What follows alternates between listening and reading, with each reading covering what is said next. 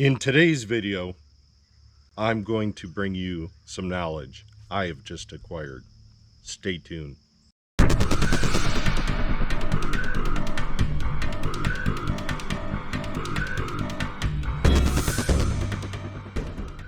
Okay, guys and gals, this is the bar you'll probably recognize from the 545, and I've always said it shouldn't say Farm Tough on it, and it should say X-Cut on it because it's a professional grade saw and yada yada yada, although the part numbers do match.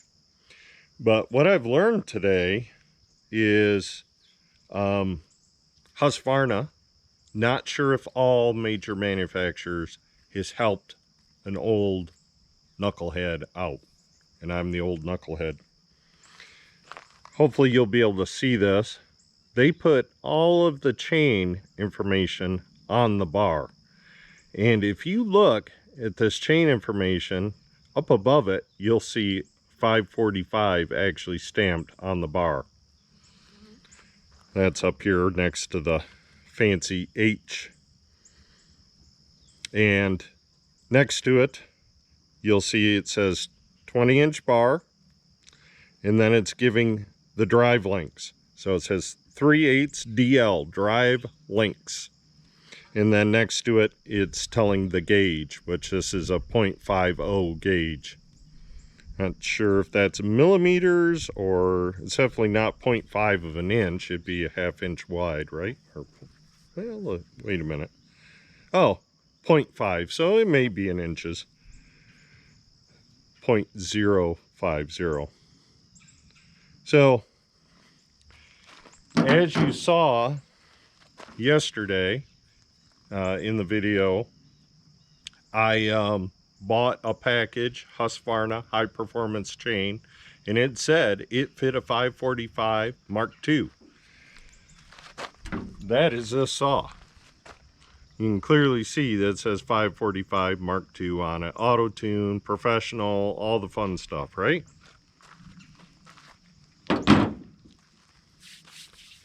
Husqvarna, in their infinite wisdom, has made models that take different, not only different length bars, but different drive lengths, different pitch, different everything. Why they did that, I don't know. How I, in the past, have gone to the store and, you know, you see, well, that's a 20-inch, right? Yeah. So you grab it, you flip over the back here, and you read through. It says, you know, Fitz Craftsman, Husqvarna, Johnson Red, Makita, Polon, all these different saws, right? So you just look at Husqvarna, and then you look through. Let's see here. I don't even see my saw on here. Well, I guess this won't fit. Well, what if it does? Because if you look at this information, 3/8 pitch, and then you read the bar, I need a 3/8 pitch. Gauge, 0.05. That's right. Wow, look, 72 drive lengths. That's exactly what I need. So will it fit? Will it not fit? Well, it should fit. And we're going to test that. I've got the old chain out here. I got the power head, I got the bar, I got a scrunch.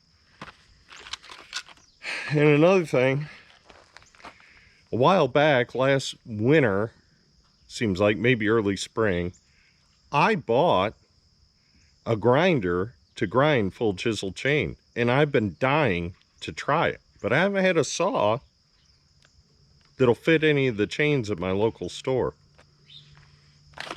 Let's try it out. Okay, guys and gals. So this is just loose because, yeah, I had this all apart, going to put the chain on yesterday. And it's very dirty. I should clean it out, but I'll do that later. This is held together with a staple of all things.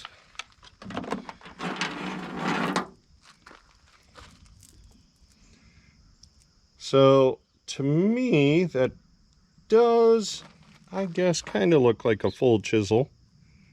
I don't know, should be wicked sharp. There's supposed to be.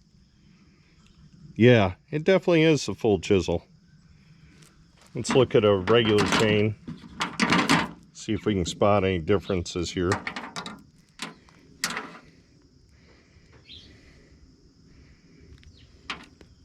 See how that's got a rounded, it's got a gullet. Well, these have a gullet, but they're like a box gullet.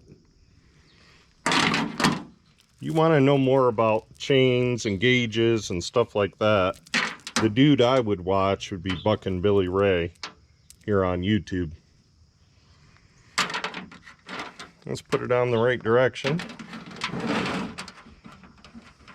So the problem with the last one is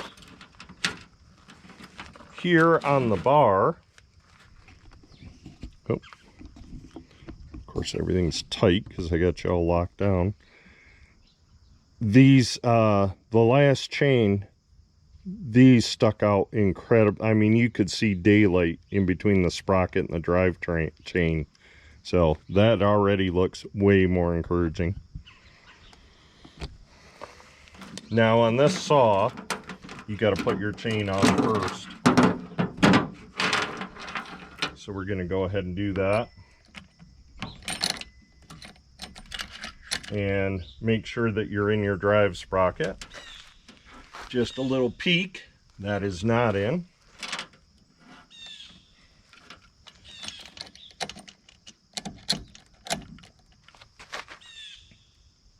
That one is in.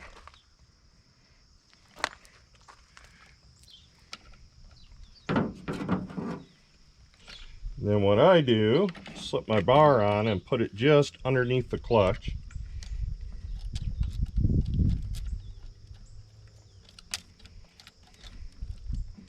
Should back you guys up because all you're seeing is my arm. There we go. And then I start the bar, or start the chain into the bar.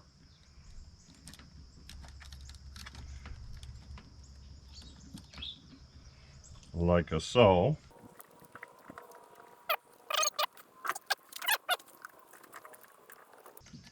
This one's particularly finicky. There we go. We're started all the way. You can adjust your little tensioner, and you just get loosened quite a bit.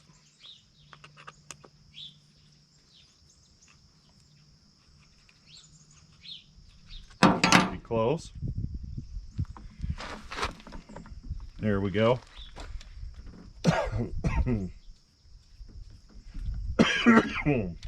Heard me. And then I do just finger tight. That's all you need, and a loose finger tight, not even full finger tight. Put a little tension on it. Make sure it's in.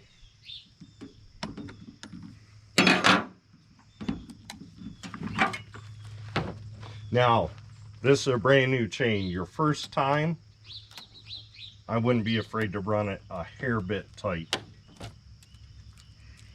which it is not.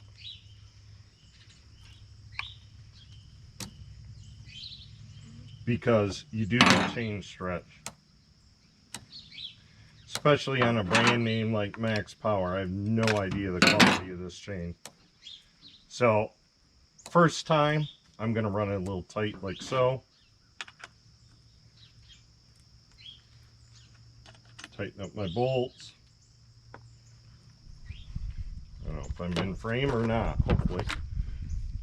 Here's my tension.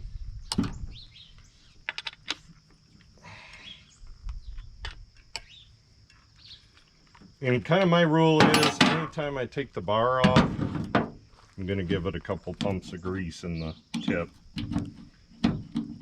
Maybe every 2 or 3 sharpens. And I think my grease gun's getting empty. I think I can refill these little guys.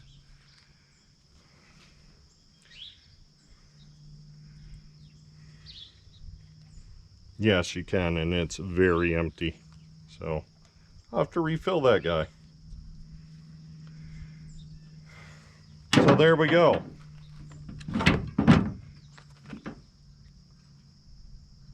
That feels wicked, wicked, wicked sharp. All right, that's going to wrap this quick little video up.